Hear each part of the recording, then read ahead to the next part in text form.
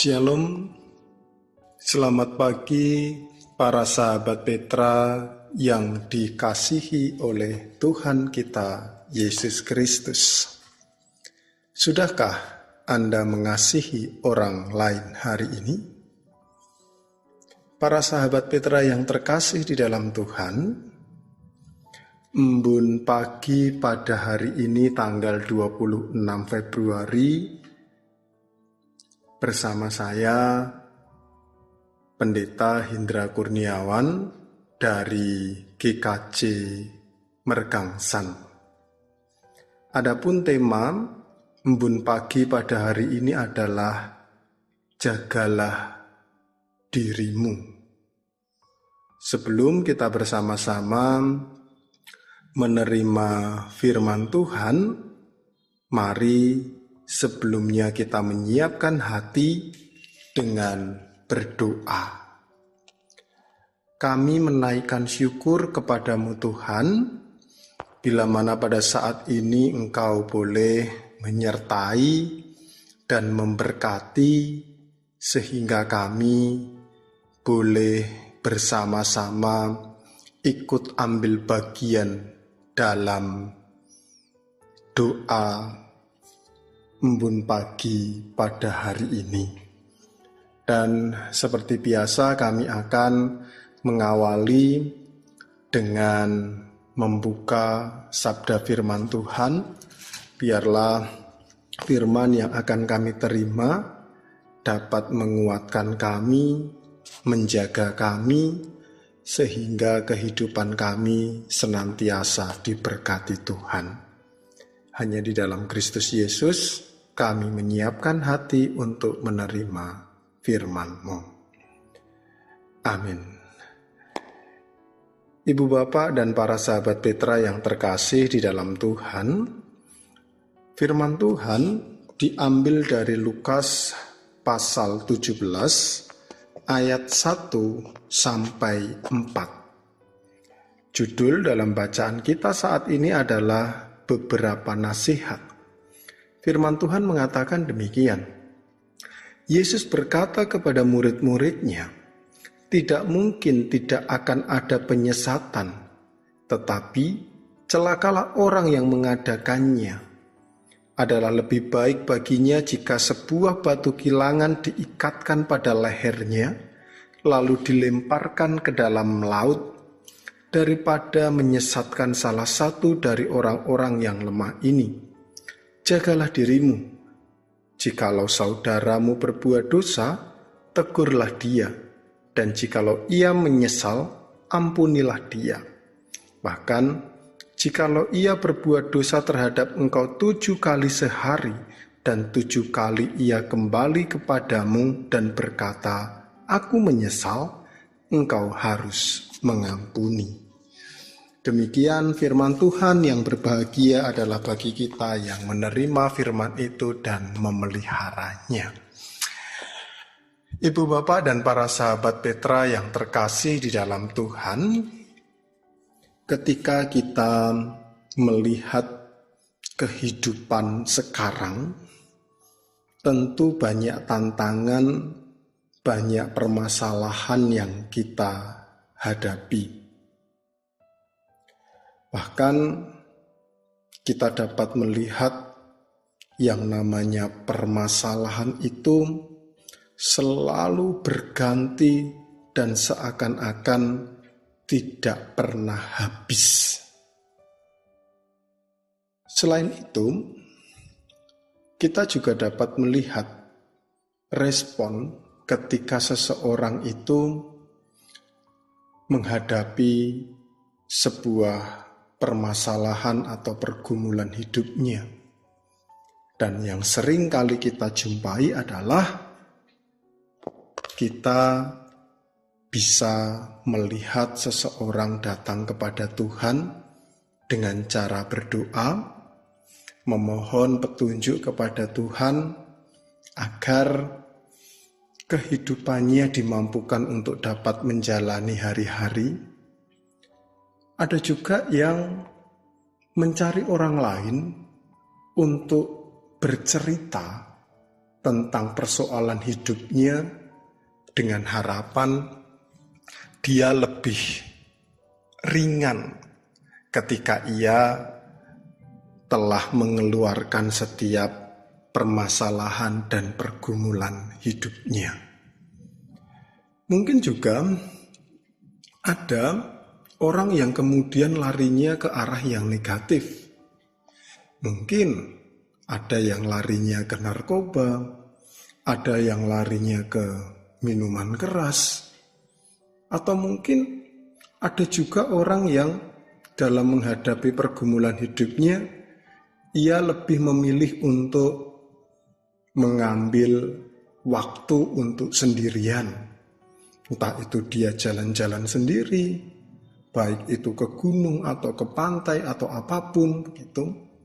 Dan bagaimanapun juga itu adalah cara orang untuk dapat membuat lega ketika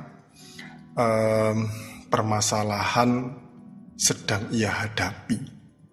Tapi tentunya sebagai orang-orang yang percaya kepada Tuhan, pasti kita akan memilih jalan yang positif sehingga permasalahan itu bisa kita atasi dengan baik.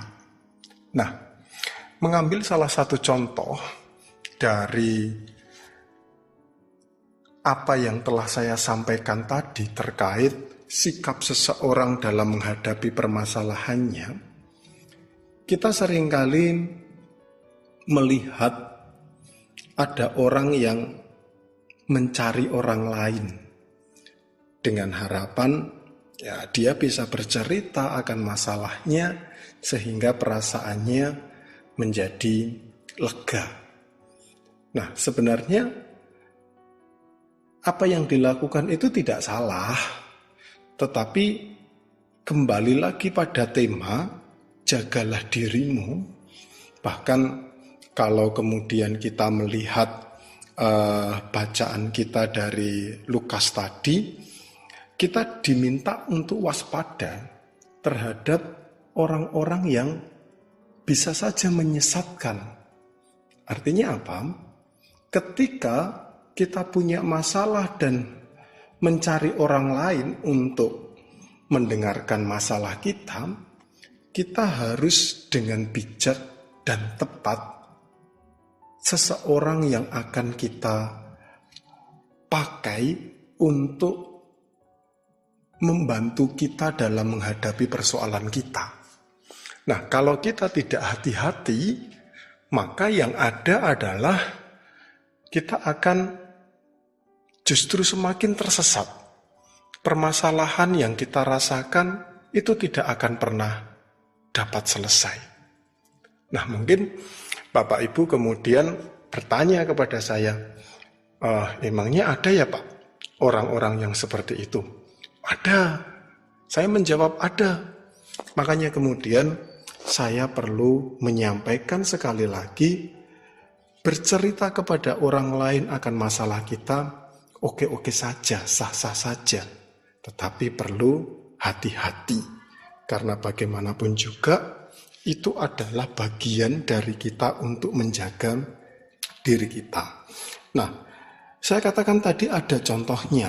Misalkan begini. Ketika kita sedang bergumul dengan pasangan hidup kita, kemudian karena kita merasa tidak kuat, akhirnya kita mencari orang lain. Dan orang lain itu bisa saja teman terdekat kita, atau bisa mungkin juga orang tua.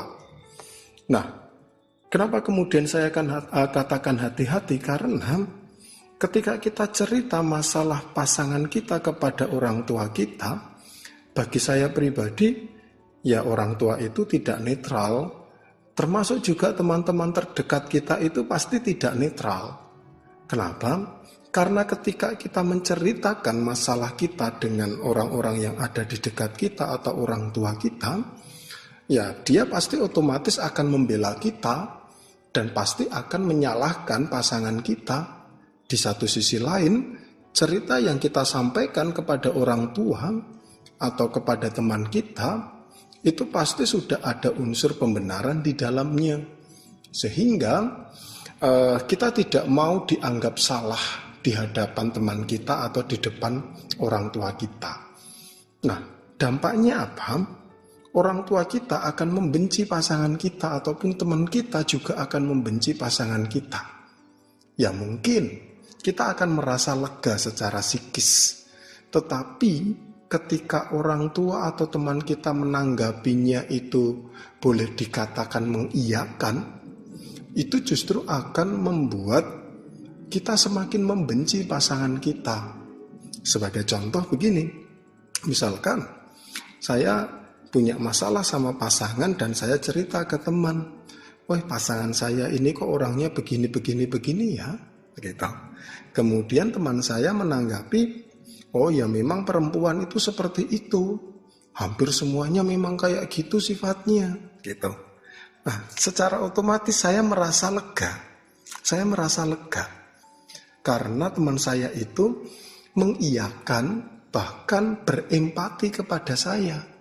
Tetapi dampaknya karena kemudian saya mendapatkan informasi memang perempuan seperti itu, otomatis kebencian yang ada dalam diri saya terhadap pasangan saya itu akan semakin tinggi atau semakin besar. Makanya kemudian kita harus berhati-hati dalam menjaga diri kita ketika kita bercerita kepada orang lain. Alangkah lebih baiknya kalau kemudian kita dapat menemukan orang-orang yang benar-benar netral, gitu. Misalnya ketika kita konflik dengan pasangan kita dan kita menyampaikan kepada orang yang netral, dia tidak semata-mata langsung mengiyakan, melainkan terkadang sikap pertamanya itu adalah menolak. "Yo jangan seperti itu kan juga pasanganmu toh. Ya mbok yo dibicarakan baik-baik terlebih dahulu, siapa tahu ada jalan keluarnya," begitu. Dan bagi saya tanggapan seperti itu malah justru netral, karena tidak ada kepentingan di dalamnya, begitu. Tapi masalahnya adalah ketika kita mendengarkan tanggapan yang seperti itu, secara psikis kita merasa tidak terpuaskan. Sehingga kita merasa, orang ini tidak asik diajak ngobrol, wong saya pengen cerita kok malah seperti itu. Sehingga kemudian kita mencari orang lain yang bisa mengiyakan perasaan kita. Nah, itu adalah bagian atau hal sederhana yang seringkali nampak muncul dalam kehidupan kita tanpa kita sadari. Dan bagaimanapun juga, itu merupakan bagian dari menjaga diri dengan baik. Nah, Ibu Bapak dan sahabat Petra yang terkasih di dalam Tuhan kita Yesus Kristus, ketika kita melihat dari kitab Lukas tadi, di awal kita diperingatkan oleh Tuhan Yesus agar kita itu tetap berhati-hati kepada setiap penyesat-penyesat yang ada di sekitar kita. Dan penyesat-penyesat itu tanpa kita sadari hidup bersama dengan kita. Oleh karena itulah Yesus mengatakan agar kita itu berhati-hati. Bahkan kemudian Yesus juga boleh dikatakan mengutuk setiap penyesat-penyesat itu. Dikatakan juga orang yang menyesatkan lebih baik jika diikat dengan batu kilangan di lehernya lalu dilemparkan ke laut. Gitu. Artinya Yesus juga tidak menyukai orang yang suka menyesatkan. Kemudian di ayat yang ketiga, setelah Yesus mengatakan tentang penyesat itu, kemudian baru Yesus mengajak agar kita bisa menjaga diri kita dengan baik.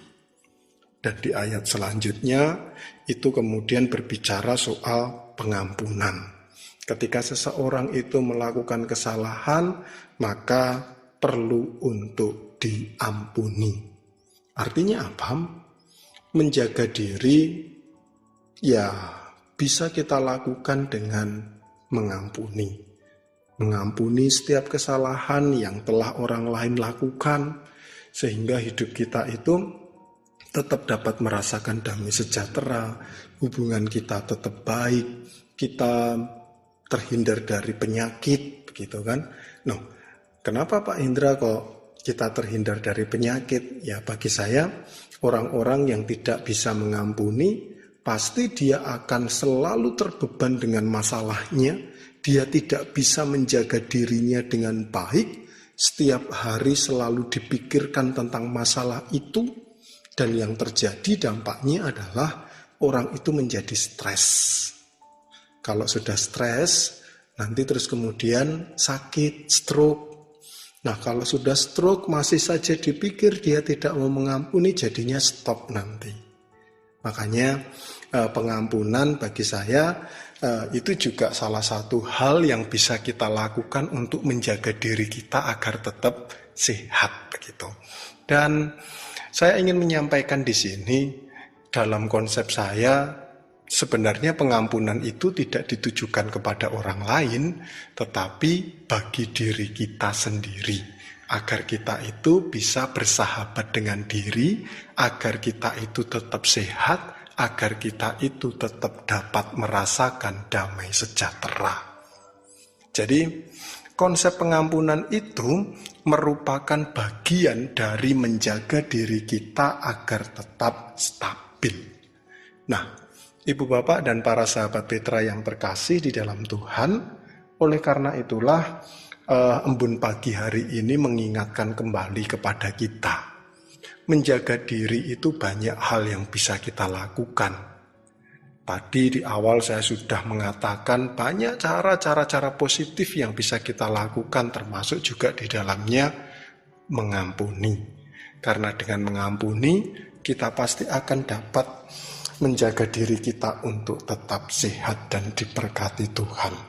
Lalu yang tidak kalah penting untuk menjaga diri itu perlu doa. Karena doa itu akan senantiasa menjadikan kita merasakan penyertaan Tuhan yang luar biasa. Dengan doa kita meyakini bahwa Roh Kudus Tuhan itu berkarya dalam kehidupan kita. Dengan doa kita akan semakin dekat dengan Tuhan. Dengan doa kita akan dapat menentukan sikap yang tepat ketika kita sedang dilanda oleh masalah. Sehingga apa yang kita putuskan, apa yang kita ambil itu tidak melenceng dari apa yang dikehendaki Tuhan. Oleh karena itu untuk para sahabat Petra yang terkasih di dalam Tuhan, tetap semangat dalam menjalani hidup. Apapun masalah kehidupan kita harus tetap menjaga diri kita dengan baik sehingga kita dapat merasakan cinta kasih dan damai sejahtera. Selamat beraktivitas dan Tuhan Yesus senantiasa menjaga dan memberkati para sahabat Petra sekalian. Amin. Mari kita bersama-sama menyatukan hati dalam doa, kita berdoa. Kami naikkan syukur kepadamu ya Allah, bila mana pada kesempatan kali ini Engkau boleh memberkati dan menyertai kehidupan kami, sehingga kami boleh merasakan berkat Tuhan melalui embun pagi di pagi hari ini. Engkau mengingatkan kembali kepada kami agar kami dapat menjaga diri kami dengan baik terhadap setiap penyesat-penyesat yang ada di sekitar kami. Oleh karena itulah, ketika kami sedang ada dalam kondisi masalah pergumulan, mampukan kami untuk tetap mengandalkan Tuhan, sehingga Tuhan mampukan untuk dapat menjaga diri kami dengan baik. Berkati para sahabat Petra dalam melaksanakan tugas tanggung jawabnya, dan biarlah tetap terjaga di dalam Kristus Yesus. Ini doa kami Tuhan, hanya di dalam nama-Mu, Tuhan kami Yesus Kristus, kami berdoa dan bersyukur. Amin. Demikian para sahabat Petra yang terkasih di dalam Kristus, embun pagi pada hari ini tanggal 26 Februari sudah boleh kita sama-sama nikmati, dan kiranya sabda Tuhan memberikan hikmat, kekuatan, penghiburan bagi kita semuanya, sehingga hari ini kita dapat menjalaninya dengan baik. Saya Pendeta Hendra Kurniawan dari GKJ Mergangsan, mohon diri dan mohon maaf apabila ada kata-kata yang kurang berkenan untuk sahabat Petra sekalian. Dan jangan lupa untuk selalu mengasihi orang lain hari ini. Shalom dan Tuhan memberkati para sahabat Petra sekalian.